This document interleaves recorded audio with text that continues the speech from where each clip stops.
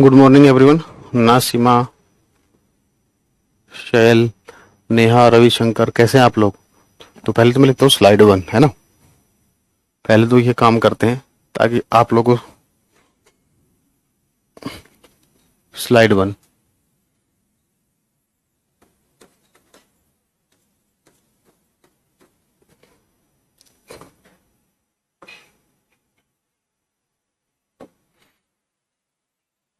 ठीक है बच्चों, चलिए। तो कल हम बेटा कुछ पॉइंट्स पढ़ रहे थे। कितने पॉइंट हो गए थे हमारे, एक बार ये जल्दी से बताइए। कुछ इंपॉर्टेंट पॉइंट्स पढ़ रहे थे हम, जल्दी से बताइए।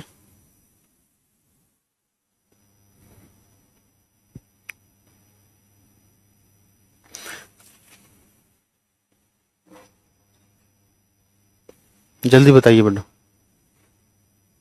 गुड मॉर्निंग बेटा वसुंधरा, सोनम, मूसा, संजीव, मनीष, पारुल, ऋतिक। पॉइंट बताइए, पॉइंट कितने हो गए थे जल्दी से।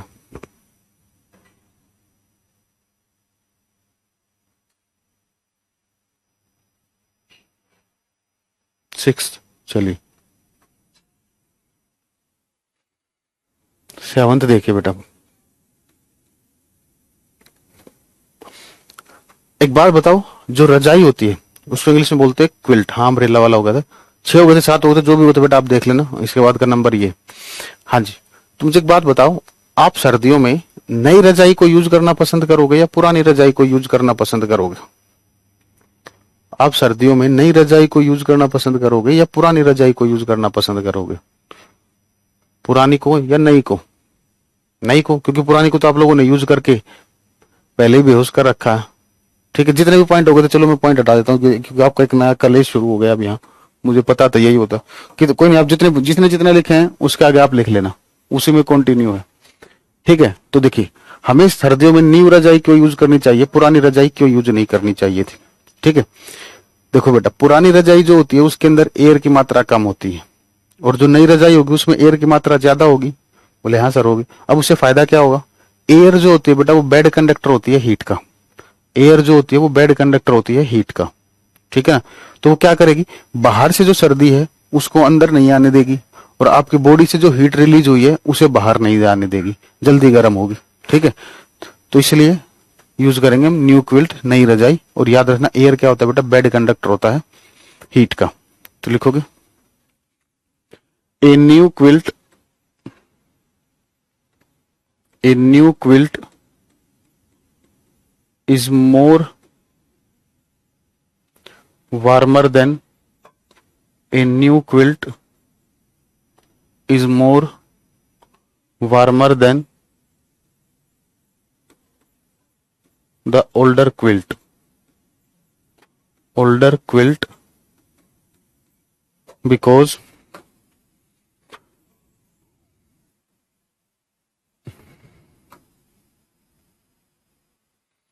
because in new quilt because in new quilt because in new quilt more air is present, more air is present because in new quilt more air is present and air is the and air is the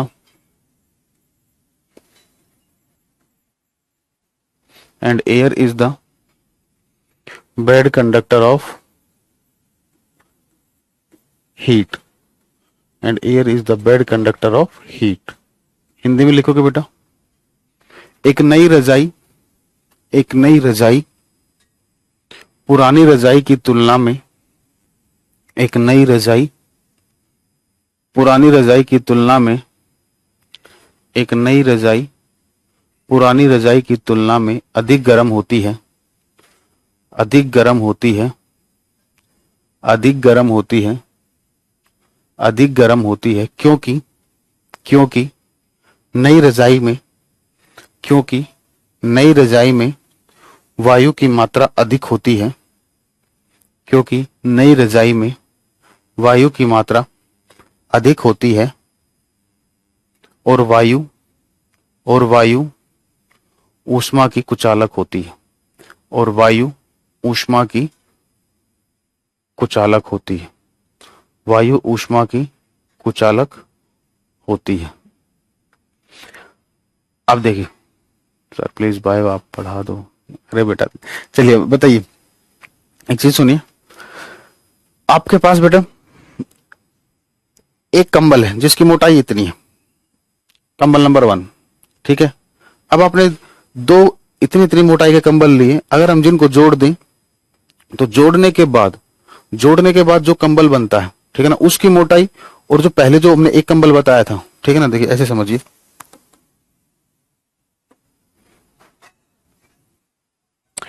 एक कंबल ये है, ठीक है, इस तरीके से बनाना दोनों सेम।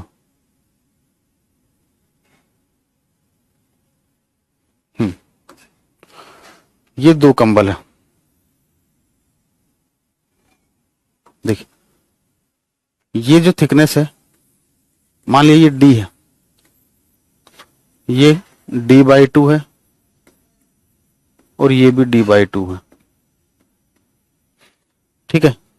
ये सिंगल कंबल है,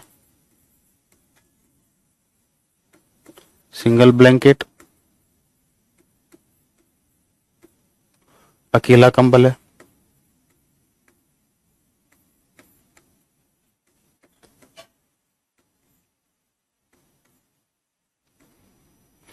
और ये बेटा ये कॉम्बिनेशन ऑफ टू कंबल्स, combination of two blankets, combination of two blankets.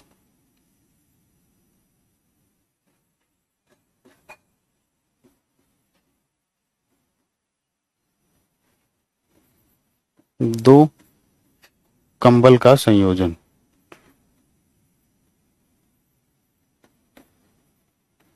अब मेरा क्वेश्चन ध्यान से सुनना। मैं इसको अगर बोलता हूं ये फर्स्ट है, ये सेकंड है, ये फर्स्ट केस है, ये सेकंड केस है, मुझे बताओ सर्दियों में कौन से कंबल का यूज करोगे? सर्दियों में कौन से कंबल का यूज करोगे, सिंगल या कॉम्बिनेशन को, फर्स्ट को या सेकंड को?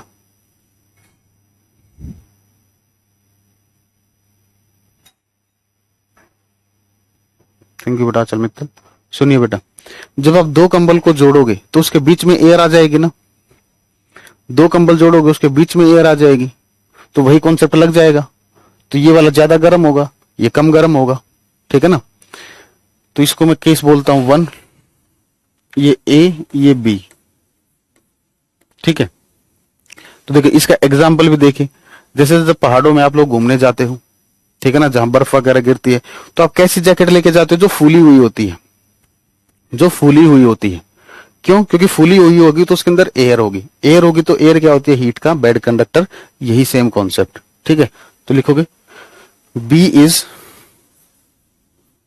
Is more warmer than, B is more warmer than ए।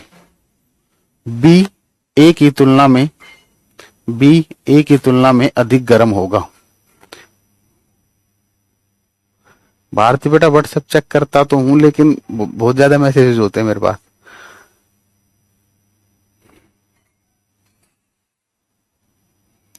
किसी बच्चे ने आप में से भेजा भी था, एक करंट इलेक्ट्रिसिटी का क्वेश्चन था और मैंने कहा भी था कि ये अभी कराया नहीं है।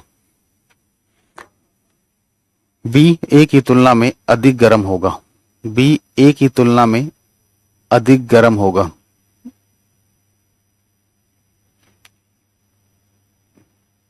चलिए ठीक है शिखा जी, कोई बात नहीं, मैं कराता हूं आज, ठीक है।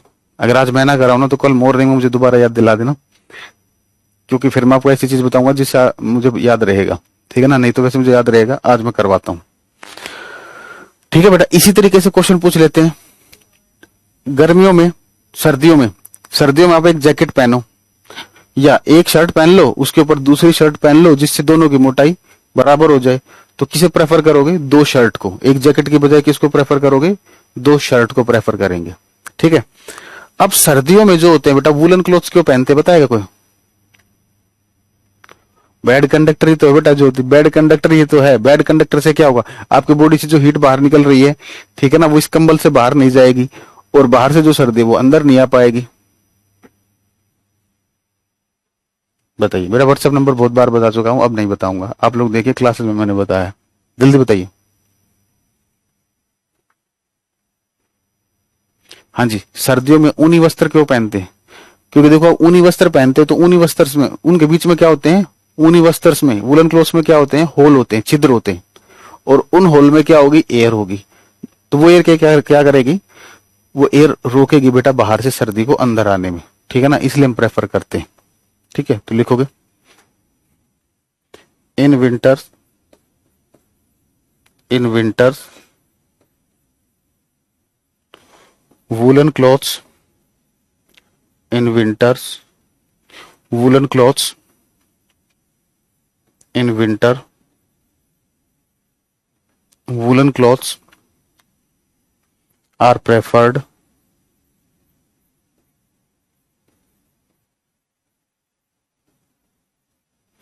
in winters woolen clothes are preferred because in woolen clothes, because in woolen clothes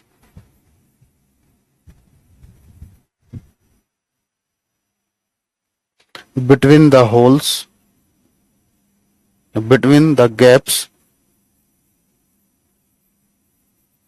air is present, between the gaps air is present। आगे मैं नहीं लिख रहा हूं, आगे एयर इज प्रेजेंट, और आगे लिखना है तो आप ये लाइन लिख सकते हो, air is present and air is the bad conductor of heat, यहां पर।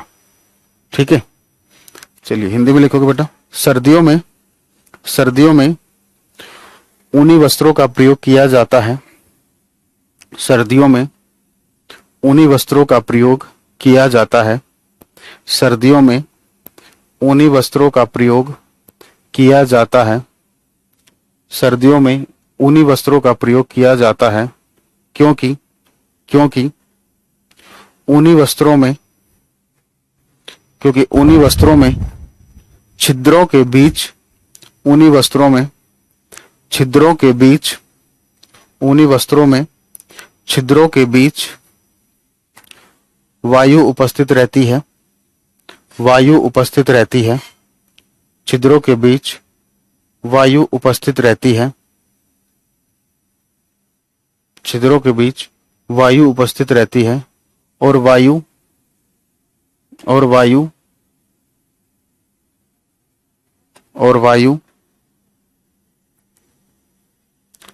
ऊष्मा का कुचालक है, और वायु ऊष्मा का कुचालक है, और वायु ऊष्मा का कुचालक है, और वायु ऊष्मा का कुचालक है। ठीक है,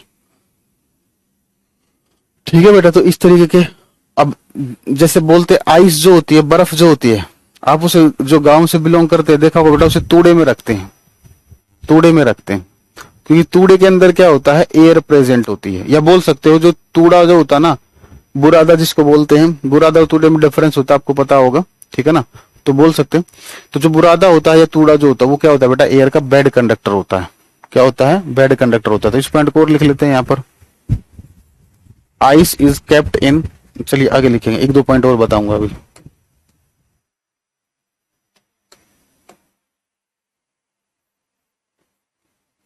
आइस इज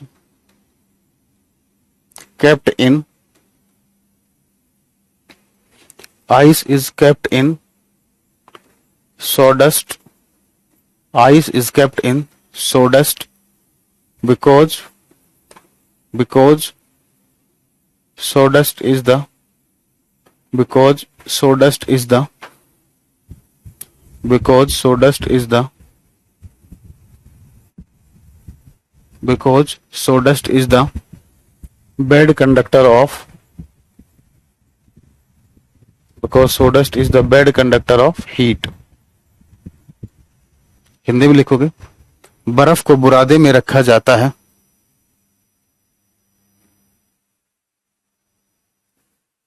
हाँ बोरे में बर्फ को बुरादे में रखा जाता है, क्योंकि बुरादा क्योंकि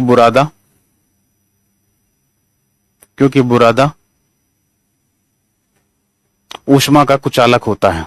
क्योंकि बुरादा ऊष्मा का कुचालक होता है, भूसा भी बोलते हैं, क्योंकि बुरादा ऊष्मा का कुचालक होता है। ठीक है, अब देखिए मड जो हाउस होते हैं, मड हाउसेस जो होते हैं, इस पॉइंट को समझना। मड हाउस जो होते हैं, मिट्टी के जो मकान होते हैं,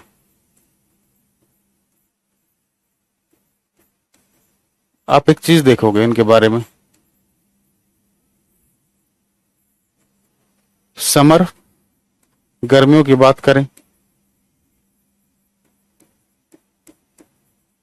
इन समर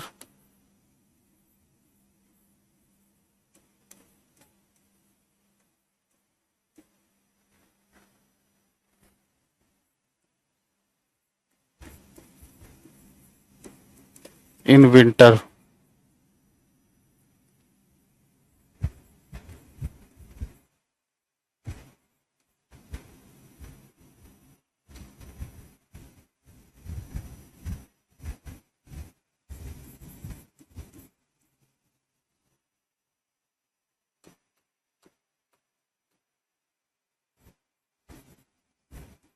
सर्दियों में देखोगे, गर्मियों में देखोगे आप ये कैसे होंगे, कोल्डर होंगे, ठंडे होंगे। गर्मियों में कैसे रहेंगे, ठंडे रहेंगे।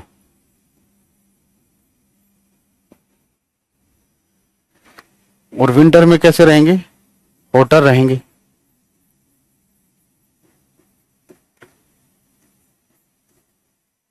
क्योंकि ये किसके बने होते हैं बेटा, मड के। अब मड के बारे में सुनना, मड की खास बात क्या होती है। मड भी क्या होती है बेटा, हीट का बेड कंडक्टर होती है। मड भी क्या होती है, हीट का बेड कंडक्टर होती है। वो किस तरीके से काम करेगी देखिए, जब गर्मियां होंगी तो बाहर का जो टेम्परेचर है, ठीक है ना, बाहर से गर्मी को अंदर नहीं आने देगी। और सर्दियों में क्या करेगी, बाहर से सर्दी को अंदर नहीं आने देगी। ठीक है ना, या आपकी बॉडी से जो हीट रिलीज हो रही है उसको बाहर नहीं जाने देगी। ठीक है ना, तो गर्मियों में अगर हम देखते हैं तो हमारे घर के कंपैरिजन में बाहर टेम्परेचर ज्यादा होता है, और सर्दियों में क्या होता है, बाहर के कंपैरिजन में हमारे घर के अंदर गर्मी ज्यादा होती है। ठीक है ना, अगर मड हाउसेज हैं तो रीजन क्या होता है, क्योंकि मड क्या होती है बेटा, गर्मियों में जो भी गर्म हवा है उस, या जो बाहर का टेम्परेचर उसको अंदर नहीं आने देगी। और सर्दियों में, ठीक है ना, हमारी बॉडी से जो हीट रिलीज हुई है उसे बाहर नहीं जाने देगी। इसलिए क्या होता है, गर्मियों में ठंडे रहते हैं और सर्दियों में गर्म रहते हैं। ठीक है ना, तो इसलिए पहले एसी वेसी की जरूरत नहीं पड़ती थी। ठीक है, लिखोगे इसका reason, because mud is the because mud is the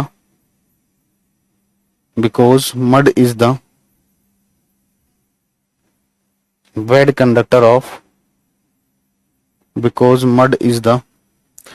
conductor of heat। क्योंकि मिट्टी ऊष्मा का कुचालक होती है। क्योंकि मिट्टी ऊष्मा का कुचालक होती है। क्योंकि मिट्टी ऊष्मा का कुचालक होती है। क्योंकि मिट्टी ऊष्मा का कुचालक होती है। ठीक है, चलिए बेटा अब बात करते हैं लेटेंट हीट की।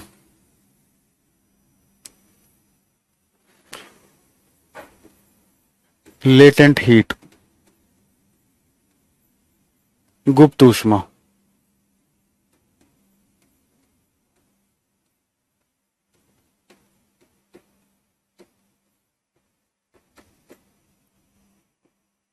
लेटेंट हीट, गुप्त ऊष्मा, नाम से पता चल रहा है लेटेंट हीट के बारे में। सुनिए, अब ध्यान से सुनिए।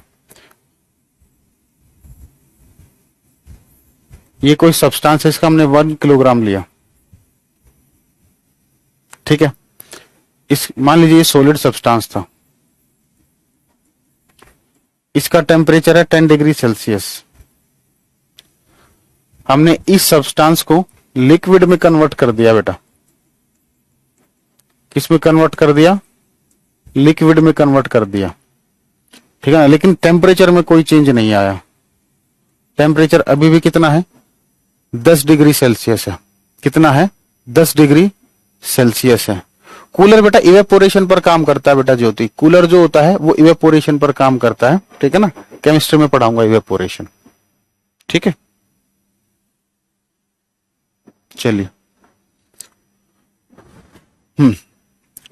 तो 1 किलोग्राम सॉलिड सब्सटेंस को लिक्विड में बदलने के लिए जो हम हीट देते हैं, जो ऊष्मा देते हैं, उसको हम क्या बोलते हैं बेटा, लेटेंट हीट बोलते हैं।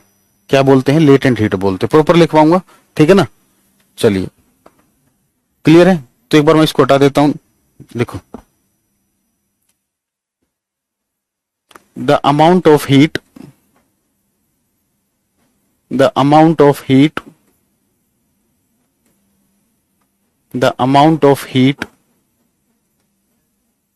देखो ये चीज आपके सिलेबस में कहीं भी मेंशन नहीं कर रखे बेटा, 8 तक की एनसीईआरटी में ये कहीं भी मेंशन नहीं है, ठीक है।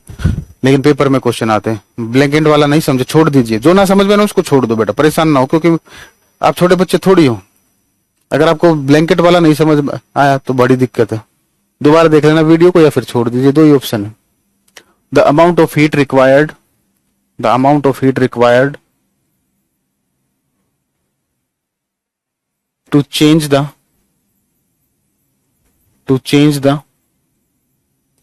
amount of heat required to change the physical state of, to change the physical state of,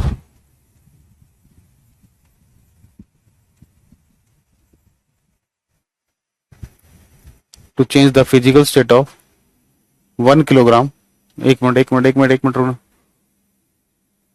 1 kilogram नहीं 1 ग्राम लिखो,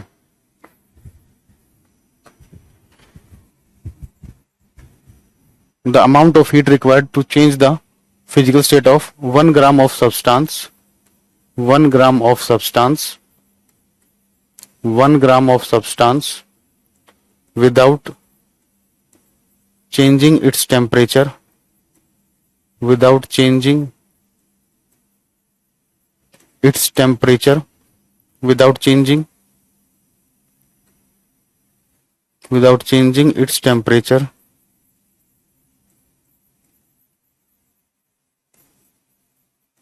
without changing its temperature is known as latent heat, is known as latent heat। लिखोगे 1 ग्राम, लिखे मैं लिख देता हूं, 1 ग्राम वस्तु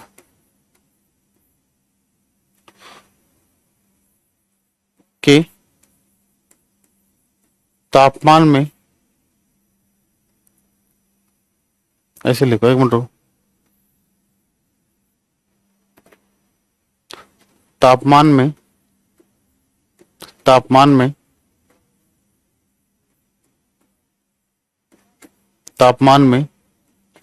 बिना परिवर्तन किए, तापमान में बिना परिवर्तन किए, तापमान में बिना परिवर्तन किए 1 ग्राम पदार्थ की, तापमान में बिना परिवर्तन किए 1 ग्राम पदार्थ की, 1 ग्राम पदार्थ की भौतिक अवस्था, 1 ग्राम की, 1 ग्राम पदार्थ की भौतिक अवस्था को परिवर्तित करने में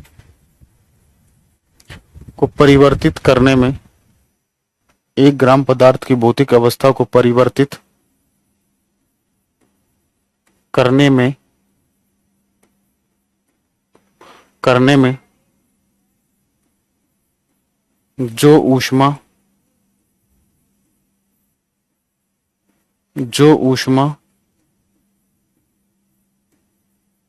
दी जाती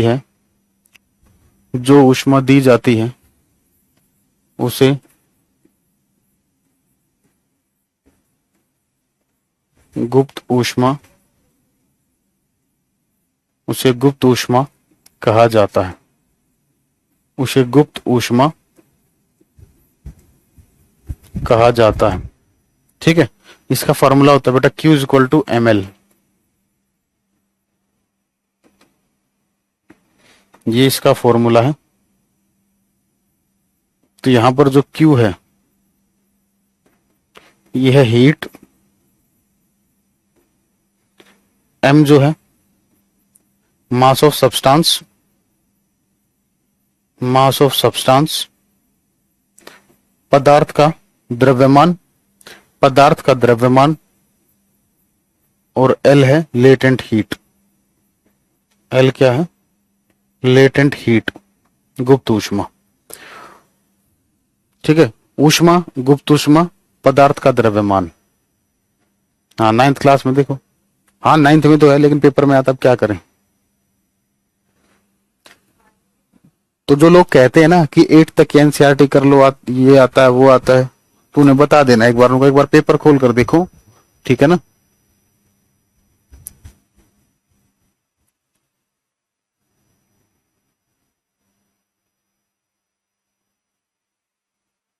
बात करेंगे रूपाली बेटा, वेट कीजिए, उस पर बात करेंगे। ये 2 तरीके की होती है। मैं आपके जैसे बनना चाहती हूँ बेस्ट। अरे आंचल जी आप मुझसे भी बढ़िया टीचर बनोगे, बस पेशेंस रखो, अपने कॉन्सेप्ट बढ़िया रखो, मुझसे भी जबरदस्त बनो। मैं चाहता हूं मुझसे भी जबरदस्त बनो आप लोग, ठीक है। नोट कर चुके हो तो बेटा डन लिखिए।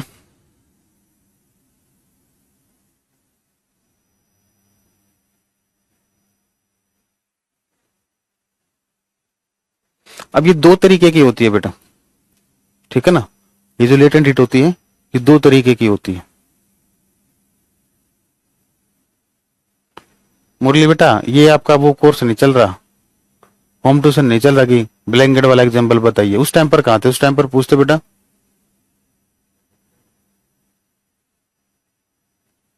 मास ऑफ सब्सटेंस का हिंदी बहुत बढ़िया, पदार्थ का द्रव्यमान। इतनी भी इंग्लिश नहीं आती बेटा, कैसे काम चलेगा। पदार्थ का तापमान, सॉरी पदार्थ का द्रव्यमान,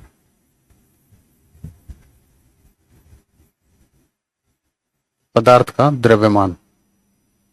ठीक है, चलिए हेडिंग डालिए, life types of latent heat. Types of latent heat, types of latent heat. गुप्त ऊष्मा के प्रकार।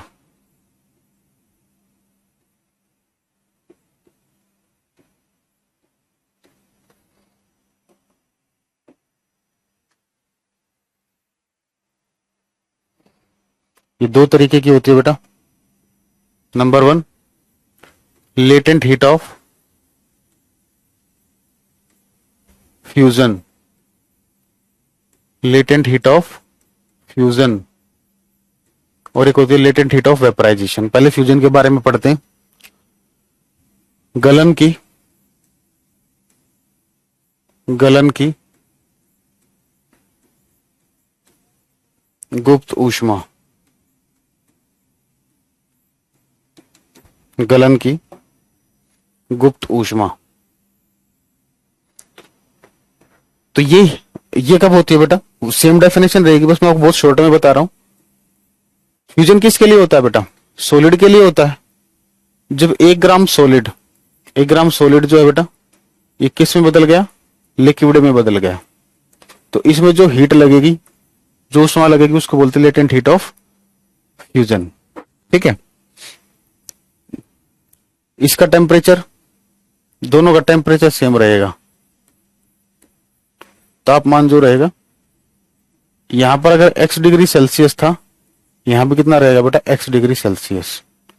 ठीक है, तो ये होगी लेटेंट हीट ऑफ फ्यूजन। अब एक काम करते हैं, ठीक है, डेफिनेशन तो क्लियर है। अब मुझे एक बात बताओ, हमने एग्जाम्पल देखी, बहुत बढ़िया चीज बता रहा हूं, क्वेश्चन आपका यहीं से जनरेट होता है।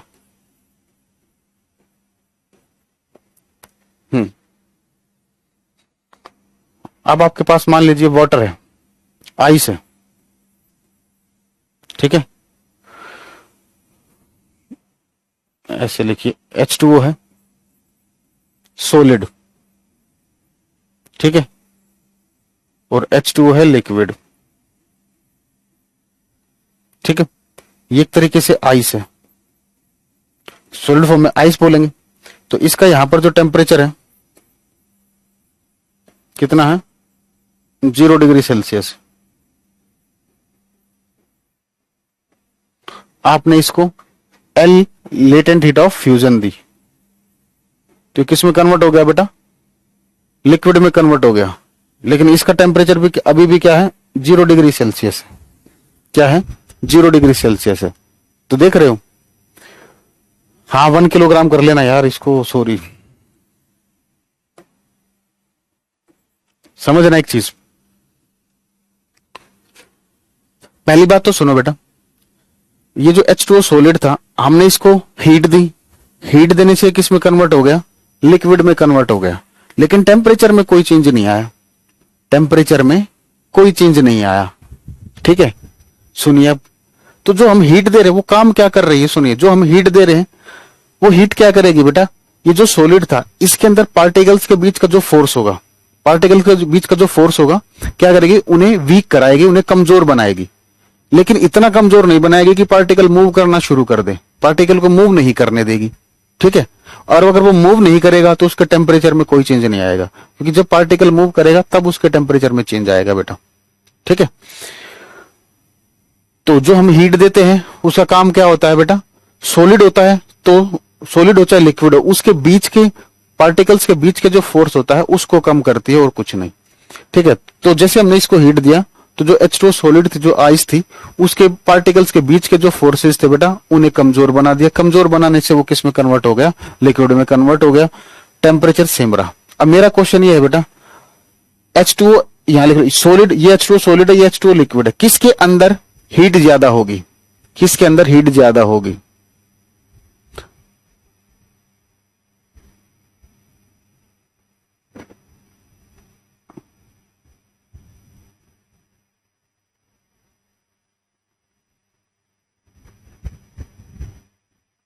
ये कैसे बेटा नितिन, ये कैसा क्वेश्चन, ये कैसे, ये लेटेंट हीट का मतलब ये किस तरीके से पूछ रहे हो।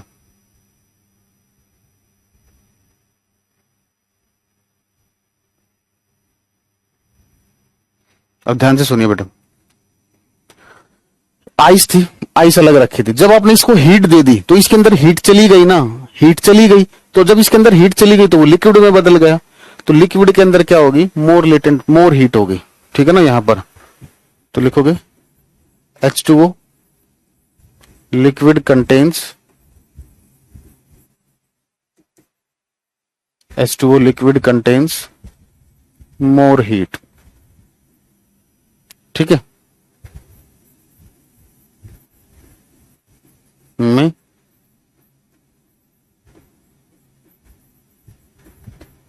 अधिक ऊष्मा होती है,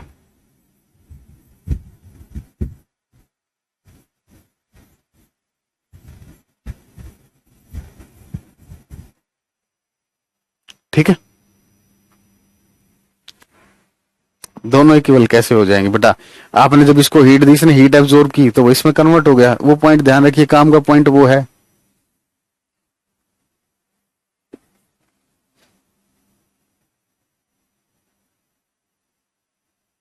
केमिस्ट्री में कोई भी वीडियो अपलोड नहीं हुआ बेटा, ठीक है ना, वो गलती से किसी दूसरे बैच का आ गया होगा आपके बैच में। बेटा TGT साइंस के बैच के बारे में मेरे पास कोई इन्फॉर्मेशन नहीं है। अच्छा, मेरा मेरा भी नहीं आया बेटा, मेरे पास टाइम ही नहीं है, मेरे पास बेटा इतना टाइम ही नहीं है अभी बैच पढ़ाने का। कोशिश करेंगे, लेकिन अभी कोई प्रॉमिस नहीं कर सकते। नोट करके डन लिखिए जल्दी।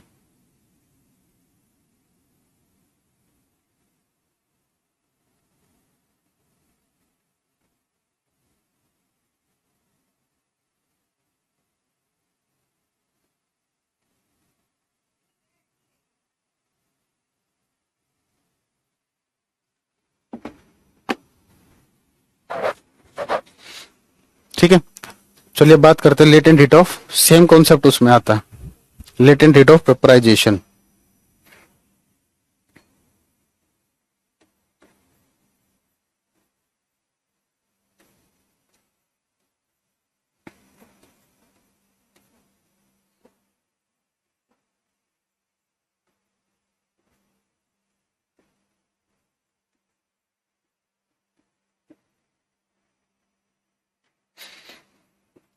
वाष्पन की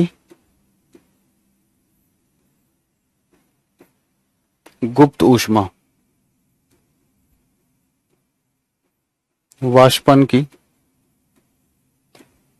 गुप्त ऊष्मा।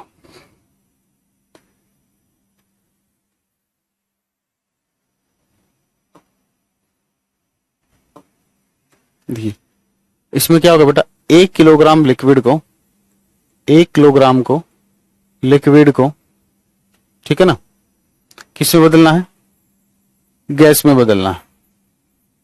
तो इसमें जो हीट देंगे उसको बोलते हैं लेटेंट हीट ऑफ वेपराइजेशन।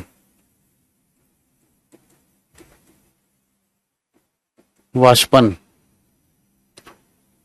ये वाष्पन, ठीक है। टेम्परेचर में कोई चेंज नहीं होना चाहिए।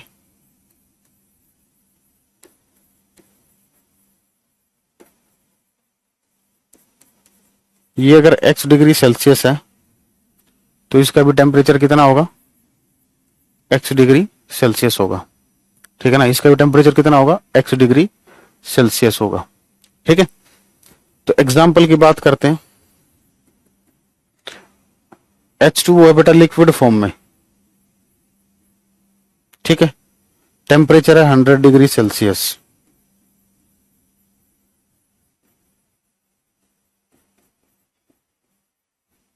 ठीक है।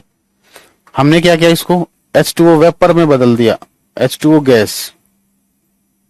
टेम्परेचर अभी भी कितना है, 100 डिग्री सेल्सियस, ठीक है ना।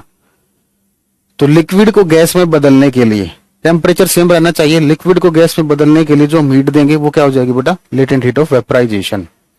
अब मुझे एक बात बताओ, H2O गैस में ज्यादा हीट होगी या H2O लिक्विड में ज्यादा हीट होगी?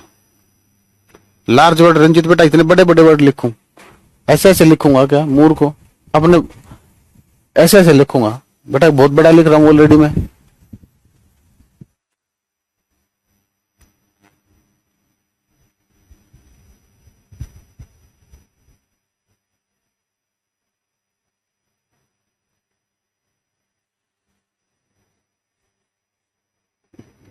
बेटा नहीं बुझेगा भारती बेटा, कॉन्सेप्ट बताएंगे उसके लिए पेशेंस रखिए।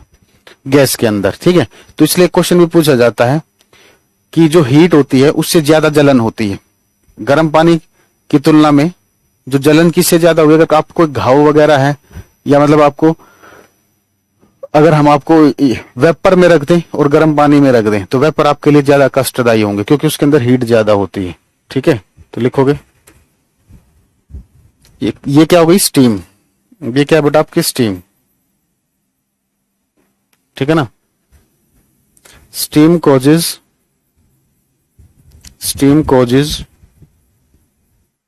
more severe pain, steam causes more severe pain because in steam more latent heat is present, more latent heat is present। लिखोगे भाप गर्म जल की तुलना में, भाप गर्म जल की तुलना में अधिक कष्टदायी होती है। भाप गर्म जल की तुलना में अधिक कष्टदायी होती है। भाप गर्म जल की तुलना में अधिक कष्टदायी होती है। भाप गर्म जल की तुलना में अधिक कष्टदायी होती है क्योंकि भाप में गुप्त ऊष्मा अधिक होती है। क्योंकि भाप में गुप्त ऊष्मा अधिक होती है। क्योंकि भाप में गुप्त ऊष्मा अधिक होती है, क्योंकि भाप में गुप्त ऊष्मा अधिक होती है। ठीक है बेटा, ये चैप्टर आपका कंप्लीट हो गया है। ठीक है ना, अब आप इससे क्वेश्चन लगा सकते हो। ओह, दैट्स ग्रेट अलका जी। ठीक है, चलिए बेटा, जो लाइट थी ना, अब उसका मैं आपको पार्ट 2 कराने वाला हूं, क्योंकि वो एनसीईआरटी में आपको मेंशन नहीं कर रखा। ठीक है,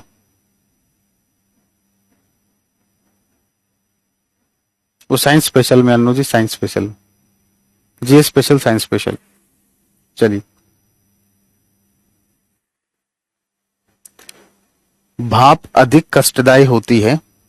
भाप गर्म जल की तुलना में अधिक कष्टदायी होती है, क्योंकि भाप के अंदर गुप्त ऊष्मा अधिक होती है। सुनिए बेटा, आप समझे नहीं मेरी बात को। हाँ, प्रिज्म वाला भी बताएंगे बेटा, पहले रिफ्रैक्शन बताएंगे। रिफ्रैक्शन, अरे डलवा देंगे ज्योति जी, आप बोलते दिया बेटा डलवा देंगे। अब आपको ये तो स्टार्टिंग में बता देते, बात हुई थी, मैंने बोल दिया था, ये रिपीट कर दिया, फिर भी आप वही एक बात के पीछे मत लगा करो। देखो, एक बात बोल दी, मैंने सुन ली, बस वही स्टॉप कर दिया करो उसे। जब क्लास एंड हो ना, जब याद दिलाया करो तो ज्यादा बेटर रहेगा। बीच में याद दिलाओगे कोई फायदा नहीं है। आप बात नहीं समझ रहे। जो हीट दे रहे हैं वो हीट क्या हो गई, लिक्विड के मोलिक्यूल से, मान लीजिए ये 2 मोलिक्यूल्स थे, आपने हीट दी, इसने क्या किया, इन बॉन्ड्स को वीक बना दिया। ठीक है, वीक बनाकर उनकी जगह खुद घुस गई, एक तरीके से ये सोच सकते हो। ठीक है, उसकी जगह खुद घुस गई, इनको इनको वीक करने के लिए इसके अंदर घुसेगी। ठीक है, तो इसके अंदर स्टोर तो हो गई, वो स्टोर तो हो गई इसके अंदर। नहीं बेटा, बायोलॉजी मैडम ही पढ़ाएंगे। ठीक है, तो एक तरीके से next chapter light part 2 heading डाल लीजिए। ठीक है ना, इसमें मैं आपको देखो, एक point pin hole camera Google पर देख लेना, यूट्यूब कर लेना, पिन होल कैमरा क्या होता है। ठीक है ना, नहीं तो एनसीईआरटी पढ़ लेना, आपको पता चल जाए।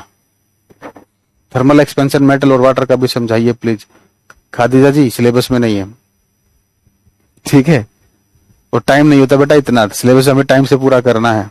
ठीक है ना, वेवलेंथ वगैरह तो बेटा साउंड जो पढ़ाऊंगा तब बताऊंगा, वेवलेंथ वगैरह। ठीक है ना बेटा, क्वेश्चन आप करिए। देखो ऐसा, अब ऐसा ना करें, एक एक चीज डिटेल में करवा रहा हूं। क्वेश्चन आप कीजिए, टाइम मिलेगा तो हम लास्ट में कराएंगे बेटा, पेपर के टाइम पर कराएंगे, या टाइम मिलेगा तो मैं करा दूंगा, अभी नहीं, पहले थ्योरी कंप्लीट करेंगे। ठीक है, चलिए, तो लाइट पार्ट 2।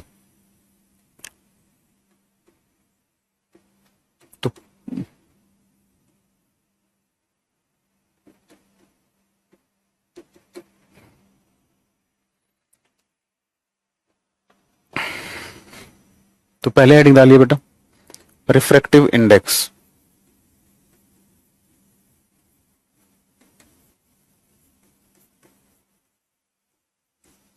रिफ्रैक्टिव इंडेक्स,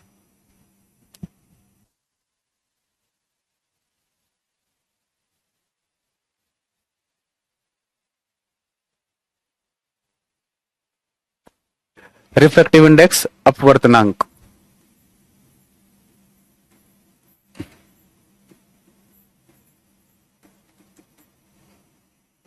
इसको म्यू से डिनोट करते हैं बेटा।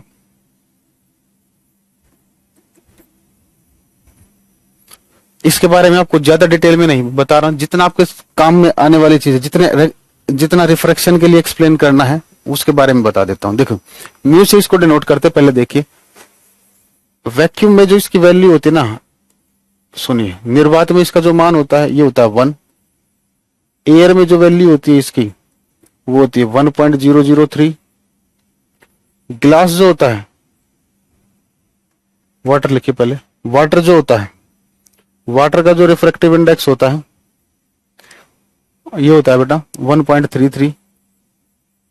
जो ग्लास होता है, कांच जो होता है, इसका रिफ्रैक्टिव इंडेक्स होता है 1.5 से 1.6। डायमंड का जो रिफ्रैक्टिव इंडेक्स होता है ये होता है 2.42। बोलोगे सर ये है क्या, इन वैल्यू से क्या पता चलता है। देखिए, म्यू जो होता है, म्यू जो होता है बेटा, ये डायरेक्टली प्रोपोर्शनल होता है बेंडिंग ऑफ लाइट की। ये लाइट की बेंडिंग में के बारे में बताता है, पहली चीज, बेंडिंग ऑफ लाइट के बारे में बताता है। थोड़ा सा पेशेंस रखना भी। ये लाइट की बेंडिंग के बारे में बताता है, ठीक है ना। समझिए, ये पहला पॉइंट जैसे लिखिए, ये पहला पॉइंट, ये दूसरा पॉइंट। अब इस पॉइंट को समझिए, मैं आप इस पॉइंट को समझाता हूं। देखिए बेंडिंग का मतलब क्या है।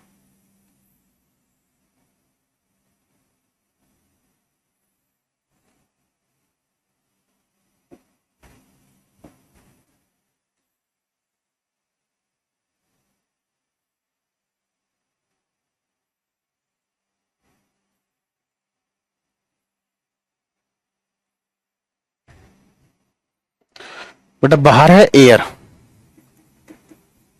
मान लीजिए ये है वाटर। एक बार मैंने वाटर लिया, ठीक है, देखिए क्या होगा, सुनिए ध्यान से।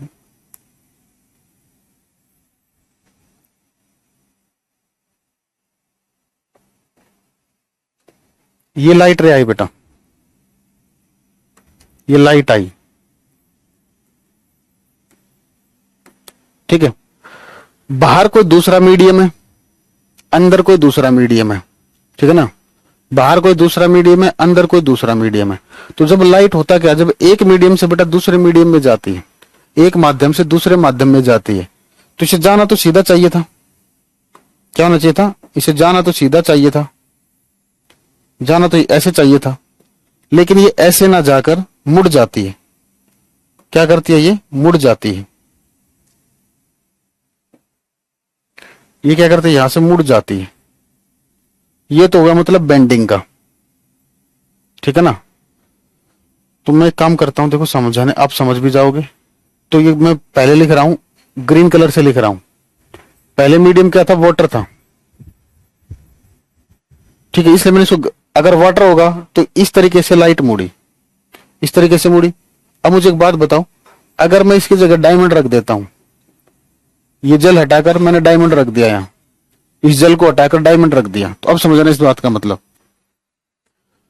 वाटर का रिफ्रैक्टिव इंडेक्स कितना था, 1.33, ठीक है। डायमंड का कितना हो गया, 2.42, यानी कि बढ़ रहा ना, डायमंड का ज्यादा है ना। तो जितना आप रिफ्रैक्टिव इंडेक्स को बढ़ाओगे, तो ये जो मुड़ी है ये और ज्यादा मुड़ेगी। तो डायमंड के केस में क्या होगा बेटा, देखिए डायमंड के केस में ये और ज्यादा मुड़ जाएगी बेटा। ये मतलब है बेंडिंग का। तो जितना रिफ्रैक्टिव इंडेक्स ज्यादा होगा, वो लाइट उतना ही ज्यादा मुड़ती है। ये पॉइंट क्लियर है या नहीं।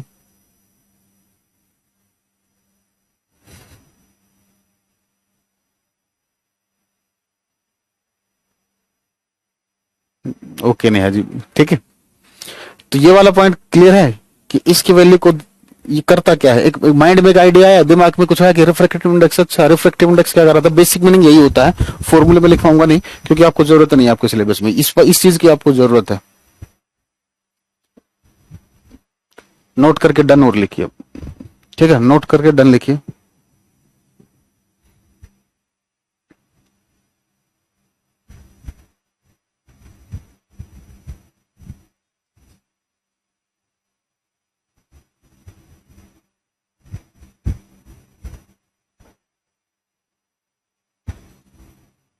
ठीक है, तो रिफ्रैक्टिव इंडेक्स से हमें यह पता चल जाता है कि किस केस में लाइट ज्यादा मुड़ेगी, ठीक है ना।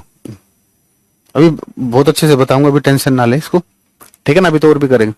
तीसरे पॉइंट पर आते हैं बेटा। मुरली बेटा आपकी तो आदत है, हर चीज पुनः बताइए, हर चीज पुनः बताइए। आप पुनः वीडियो को देखिए, आप पुनः वीडियो को देखिए, ठीक है। चलिए,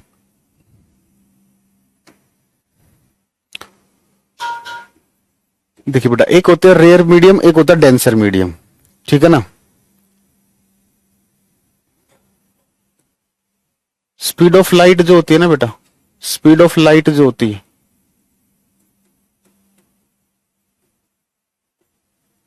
ये इनवर्सली प्रोपोर्शनल होती है म्यू के।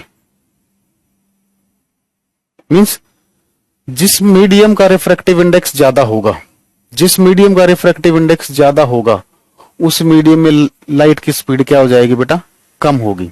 मान लीजिए जैसे अगर हम बात करते हैं, वाटर की बात की हमने 1.33, और ग्लास की बात करते हैं, ग्लास का रिफ्रैक्टिव इंडेक्स दे रखा है 1.5। ग्लास का रिफ्रैक्टिव इंडेक्स कितना दे रखा है, 1.5। ठीक है, इस केस में जो स्पीड ऑफ लाइट है, स्पीड ऑफ लाइट जो है, प्रकाश की जो चाल है, स्पीड ऑफ लाइट जो है वो है v1। ठीक है, प्रकाश की चाल हिंदी में लिख लोगे। और इस केस में जो लाइट की स्पीड है, स्पीड ऑफ लाइट वो है बेटा v2, प्रकाश की चाल। मुझे ये बताओ v1 ज्यादा होगी या v2? v1 ज्यादा होगी या v2? v1 ज्यादा होगी या v2? v1 ज्यादा होगी या v2? अभी वैक्यूम तो मैंने कुछ लिखा है, वैक्यूम में तो सबसे ज्यादा होती है।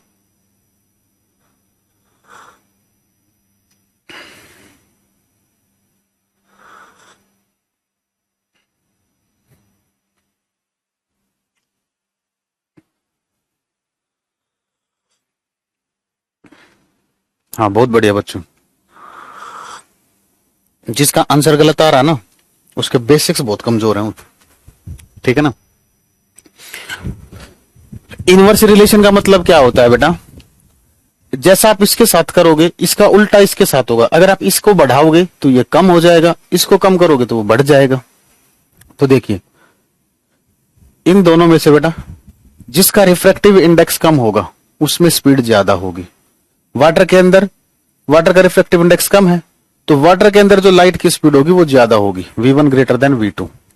तो यहां से आप एक चीज देख सकते हो कि लाइट की जो स्पीड होती है बेटा, लाइट की जो स्पीड होती है क्या वो मीडियम पर डिपेंड करती है? बिल्कुल करती है। वाटर में अलग है, ग्लास में अलग है। तो नोट करके एक पॉइंट लिखोगे। तो स्पीड ऑफ लाइट जो है बेटा ये किस पर डिपेंड करती है? देखो मैंने यही लेक्चर है ना, यही लेक्चर दूसरे स्टाइल में भी पढ़ा रखा है, आपके बैच में दूसरे स्टाइल में पढ़ा रखा है। ठीक है ना। तो जैसी डिमांड होती है बेटा, जैसे बैच में क्वेश्चन आते हैं उस हिसाब से पढ़ाया जाता है। ठीक है ना। हाई लेवल पर भी, लो लेवल पर, जीरो लेवल पर, हर तरीके से पढ़ा रखा। तो लिखोगे स्पीड ऑफ लाइट, चाहे ठंडी हो जाएगी बिल्कुल, है ना।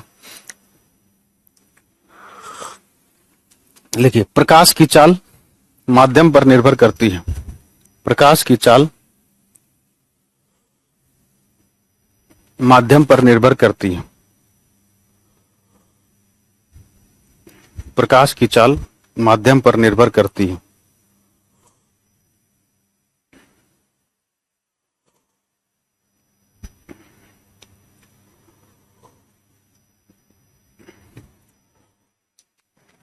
प्रकाश की चाल माध्यम पर निर्भर करती है।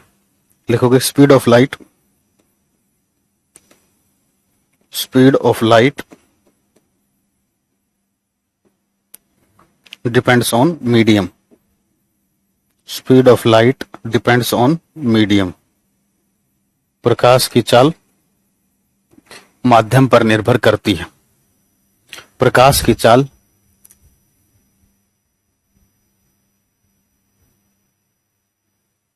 प्रकाश की चाल माध्यम पर निर्भर करती है।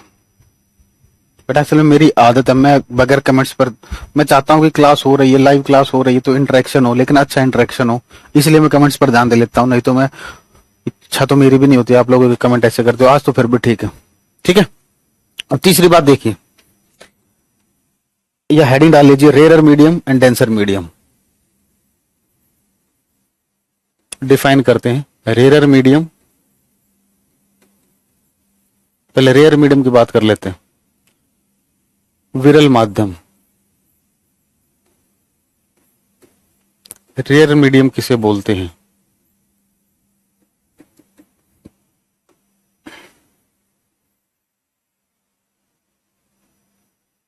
एक मिनट रुकना बेटा, दोनों एक साथ ही, दोनों को एक साथ ही पढ़ते क्योंकि कंपेरेटिवली होते हैं। Rare medium and denser medium.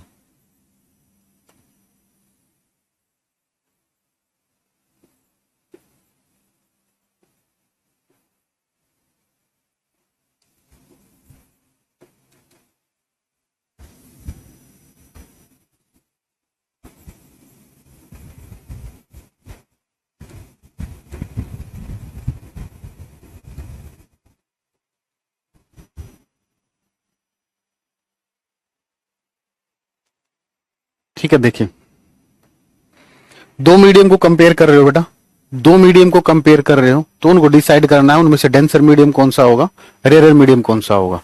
ठीक है ना। तो देखिए रेयर मीडियम में क्या होगा बेटा,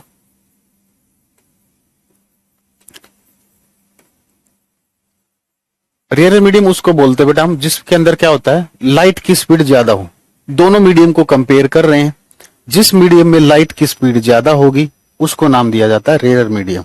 ठीक है, लिखोगे स्पीड ऑफ लाइट इज मोर,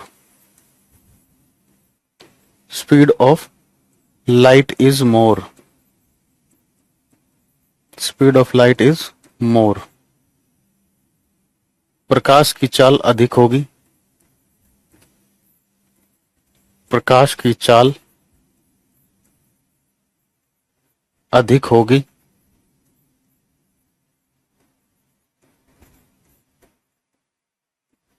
दूसरा रिफ्रैक्टिव इंडेक्स कम होगा, रिफ्रैक्टिव इंडेक्स जो होगा वो लेस होगा। ठीक है, ये हो गया आपका रेयर मीडियम, विरल माध्यम।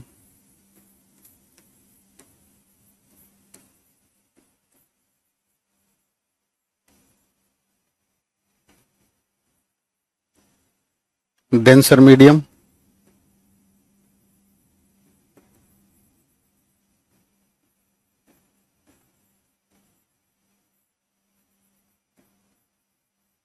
सघन माध्यम।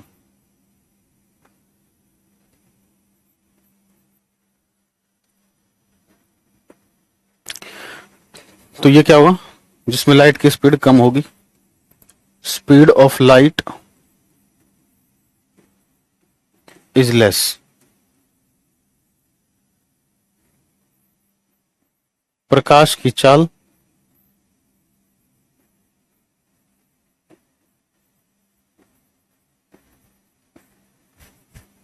कम होगी। ये बोल सकते हो रिफ्रैक्टिव इंडेक्स जो होगा ये ज्यादा होगा। क्लियर है बेटा, रेयर मीडियम क्या होगा, डेंसर मीडियम क्या होगा। एग्जांपल और दे देते हैं। जैसे अगर मैं एग्जांपल की बात करता हूं, वाटर का रिफ्रैक्टिव इंडेक्स 1.33, डायमंड का 2.42। रेयर मीडियम कौन सा होगा बेटा, विरल माध्यम कौन सा होगा बताइए। इन दोनों में रेयर मीडियम कौन सा होगा।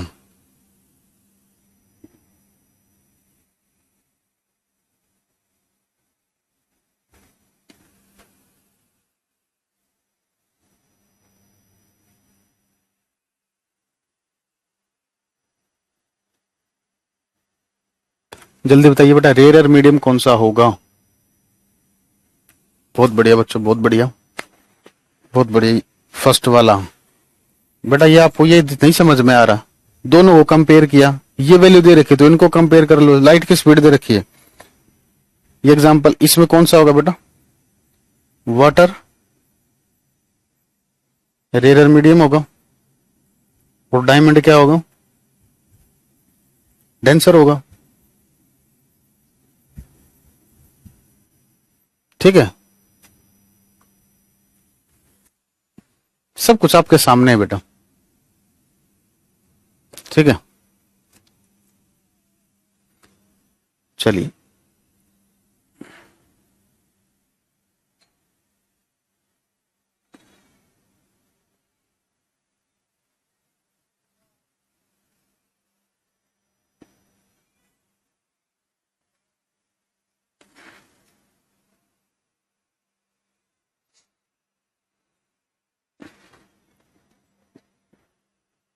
अब नोट करके लिखिए।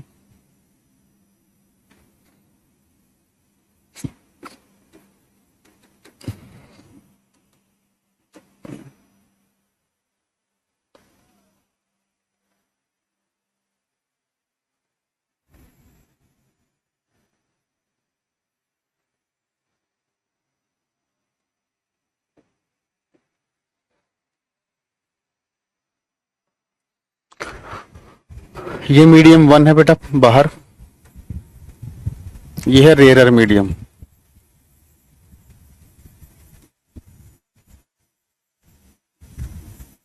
विरल माध्यम।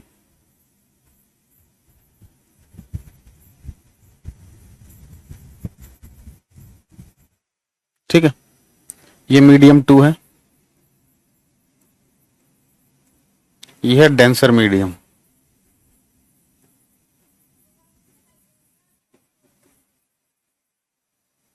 ठीक है, सघन माध्यम।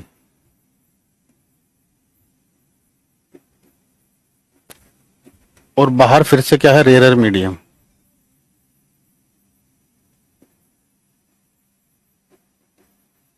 ठीक है, अब देखिए एक लाइट रे आई बेटा, एक लाइट रे आई,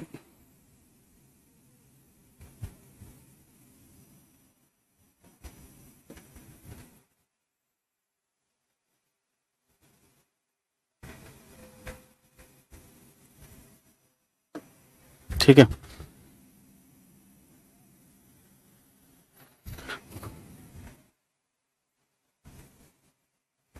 ये है इंसिडेंट रे।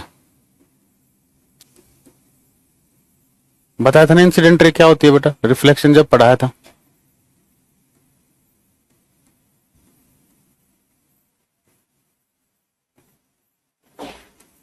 आपतित किरण। अब बेटा ये जो लाइट रे है, देखिए इस लाइट रे को सीधा जाना चाहिए था, लाइट को क्या जाना चाहिए था, सीधा जाना चाहिए था। जब लाइट रे एक मीडियम से दूसरे मीडियम में जा रही है तो इसको जाना तो सीधा चाहिए था, लेकिन ये सीधा नहीं जा रही। क्यों नहीं जा रही? क्योंकि जब ये मीडियम चेंज हो रहा है तो इस लाइट की स्पीड पर इफेक्ट पड़ रहा है। क्या पड़ रहा है? इस लाइट की स्पीड पर इफेक्ट पड़ रहा है। ठीक है ना, जैसे आप खुद ही देख लीजिए, एक आप तेज भागो, एक धीरे धीरे भागो, दोनों केस में आपकी स्पीड अलग अलग है, तो क्या उसी टाइप का मोशन होता है? ठीक है ना, यस कनिका जी, ठीक है, हाँ जी, क्या उसी टाइप का मोशन होता है? नहीं होता ना। देखो अब आपको वही वही एक आगे, सर ऊष्मा में कैलोरीमीटर नहीं है क्या? नहीं बेटा, कैलोरीमीटर आपके सिलेबस में नहीं है। ठीक है बेटा विजय, अब ओके। तो होता क्या है, जब आपकी स्पीड चेंज हो रही है, जब आपकी स्पीड चेंज हो रही है तो आपकी डायरेक्शन सेम रहती है? नहीं रहती। ठीक है सर, केमिस्ट्री क्लास बहुत दिन से नहीं चल रही है बेटा, नहीं होगी, नहीं होगी, क्योंकि आप हो मूर्ख, आपको पढ़ना तो है नहीं, टाइम खराब करना है। अब मैं कह रहा हूं पहले ये पढ़ लीजिए, जो पढ़ा रहे हैं आपको उस पर ध्यान ही नहीं होता। पहले फिजिक्स को कंप्लीट कर लेते, उसके बाद केमिस्ट्री कर लेंगे। जितना करा दिया उतना तो कर लीजिए पहले, जितना आपको केमिस्ट्री जितने चैप्टर कराए वो कर लिया आपने। क्या आपने जितना आपका बैच का सिलेबस हुआ क्या सारा आपने कर लिया? क्वेश्चन वगैरह लगा लिए? वो तो होता नहीं आपसे। आगे बढ़ते रहो, आगे बढ़ते रहो, पीछे का आपको कुछ आता नहीं है। फिर वही बात। तो जब लाइटर एक मीडियम से दूसरे मीडियम में जाती है बेटा, तो क्या होता है, इसकी स्पीड चेंज हो रही है। स्पीड चेंज होने की वजह से क्या होता है, इसका ये जो पाथ है ये सीधा नहीं रहता, ये पाथ मुड़ जाता है। इसी को बोलते हैं रिफ्रैक्शन ऑफ लाइट। डेफिनेशन लिखवा दूंगा, अभी सुनिए आगे। तो जब लाइट रे, ये हो गई इंसिडेंट रे, तो इसको जाना तो सीधा चाहिए था, लेकिन ये सीधी नहीं गई, तो ये क्या हो जाएगी बेटा, मुड़ जाएगी। क्या होगी, अब यहां से मुड़ जाएगी। ठीक है, ये हो गई बैंड।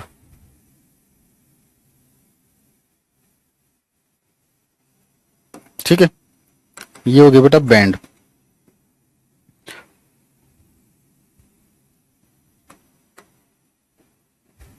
अब देखिए,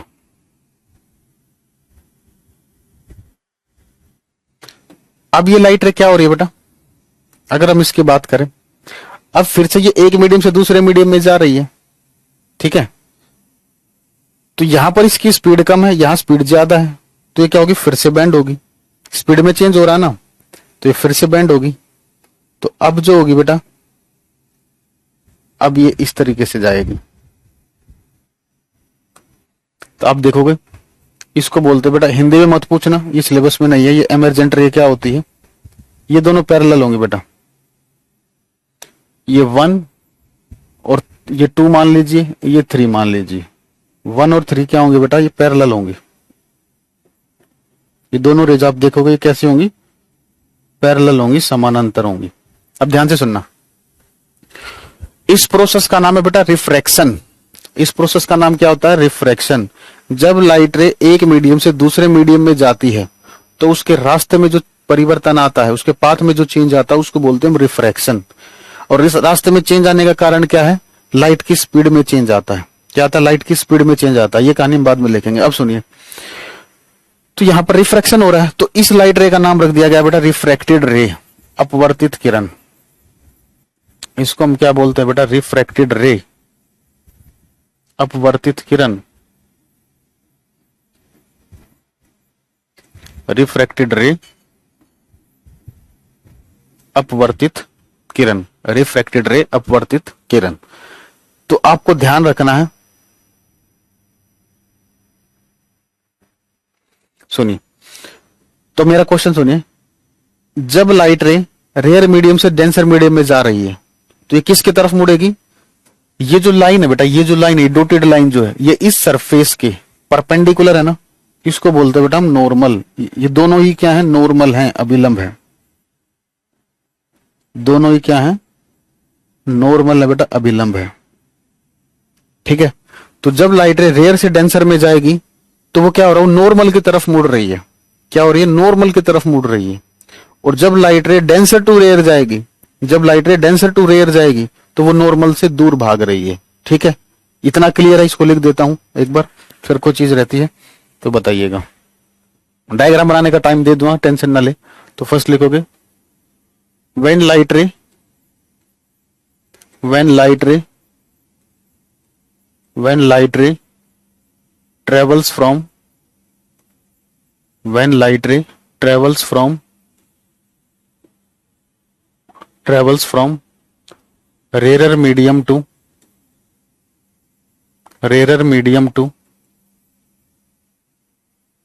when light ray travels from rarer medium to denser medium,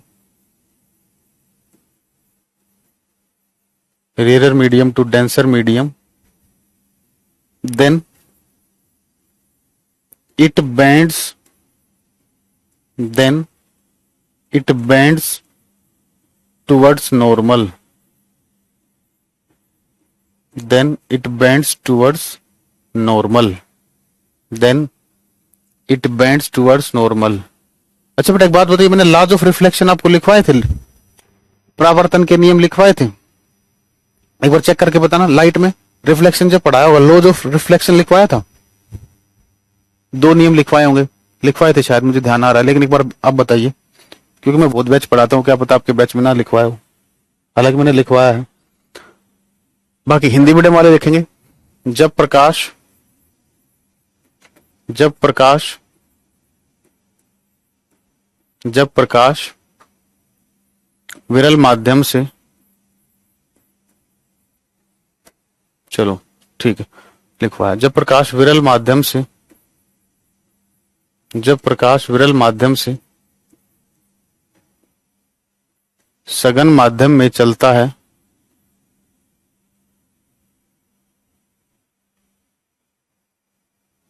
जब प्रकाश विरल माध्यम से सघन माध्यम में चलता है,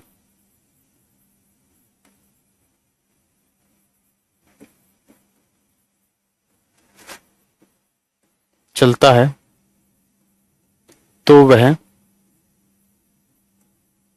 तो वह, तो वह अभिलंब की तरफ मुड़ता है,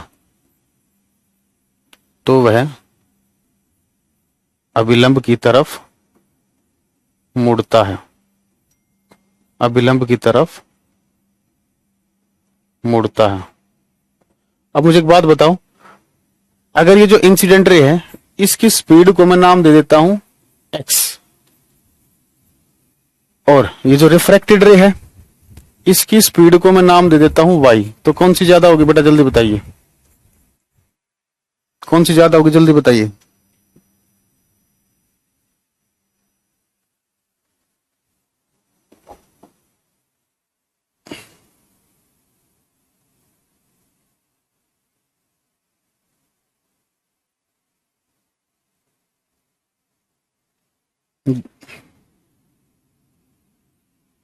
जल्दी बताइए बेटा, टाइम नहीं है।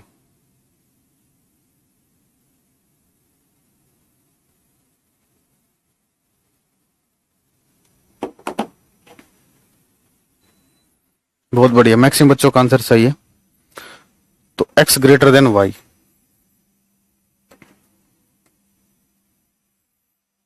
ठीक है। और इसको नाम दे देता हूं, इस वाले की जो स्पीड है ये दे दिया मैंने जेड। ठीक है, तो पहले एक लाइन लिख लेते हैं। व्हेन लाइट रे, व्हेन लाइट रे, व्हेन लाइट रे, when light ray travels from denser medium to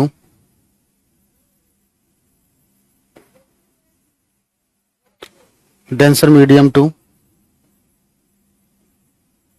rarer medium, when light ray travels from denser medium to rarer medium, then it bends away, then it bends away from the normal, then it bends away from the normal। Hindi में लिखोगे, जब प्रकाश सघन माध्यम से, जब प्रकाश, जब, जयप्रकाश मत लिख देना हिंदी वालों, जब कह रहा हूं, जब प्रकाश, बट एमरजेंट सिलेबस में नहीं है, वो मैंने बना दिया आपको समझाने के लिए। जब प्रकाश, नाम दिया और कुछ नहीं, जब प्रकाश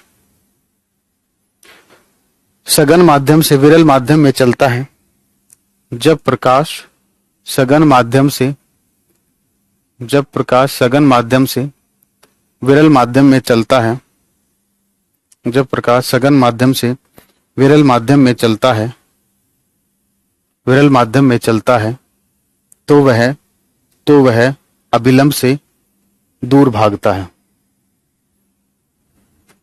तो वह अभिलंब से दूर भागता है, तो वह अभिलंब से दूर भागता है, तो वह अभिलंब से दूर भागता है, तो वह अभिलंब से दूर भागता है। बहुत बढ़िया बच्चों। तो देखिए अब स्पीड किसकी ज्यादा होगी, जेड की स्पीड ज्यादा होगी वाई से,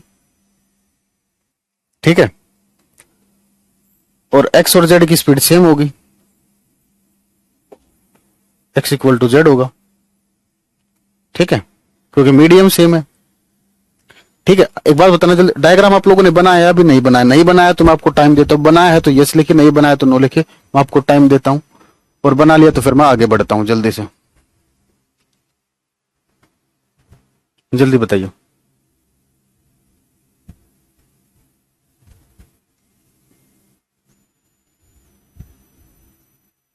यस और नो में जल्दी जवाब दीजिए बेटा।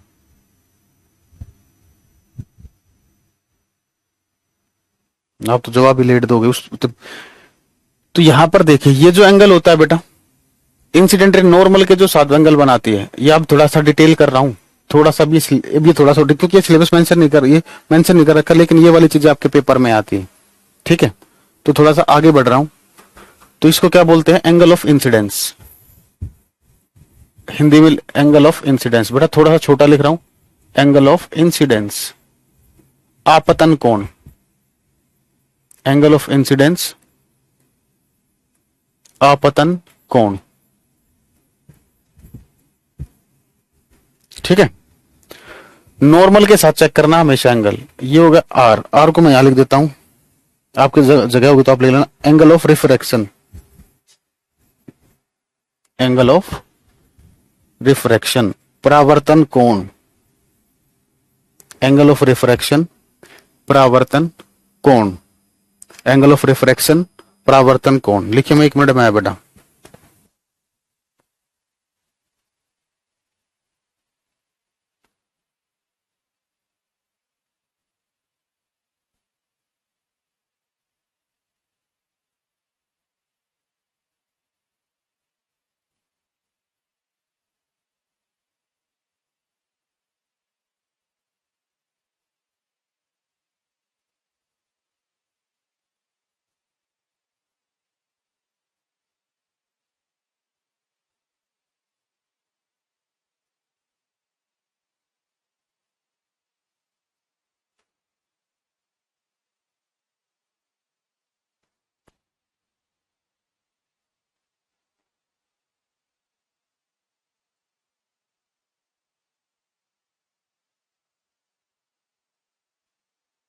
एक्स बिग वाई से कैसे हुआ बताइए ना सर। मुरली बेटा तुमको तो बहुत ज्यादा दिक्कत है, तुम्हें तो बहुत ज्यादा मेहनत की जरूरत है। ये क्या पढ़ा है, ये ध्यान से पढ़ो, ये देखो, ठीक है। चलिए अब देखिए, पहले मैं आपको समझा देता हूं बेटा, ठीक है ना, क्योंकि आगे जो लिखना है वो सुन लीजिए।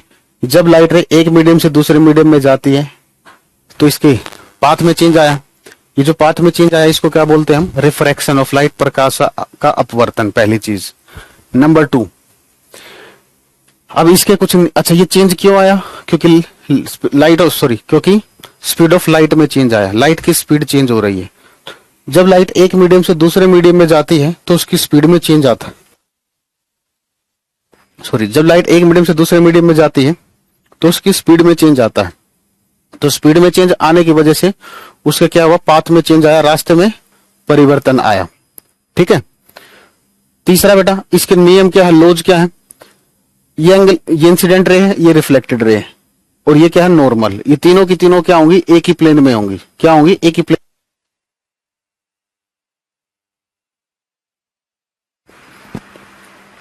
ठीक है, तीनों के तीनों एक ही प्लेन में होंगे। एक ही प्लेन में होने का मतलब क्या, मैंने रिफ्लेक्शन में भी आपको बताया था, ठीक है। जैसा आपको बोर्ड पे दिखाई दे रहा है, ये लाइट रे आई, यहां से यहां चली गई, ठीक है ना। प्लेन चेंज कैसे होता, जब ये लाइट रे यहां से आती और यहां से बाहर आ जाती, तो ये होता प्लेन चेंज। अब मुझे एक बात देखिए, क्या आपको ये एंगल आई और आर बराबर आ रहे हैं, नहीं आ रही, एंगल आई बराबर एंगल आर नहीं आ रहा, ठीक है ना। तो ये रिलेशन क्या होगा, ठीक है ना, ये सब ये मैं आपको कल लिखवाऊंगा, ठीक है। आज इतना ही रखते हैं।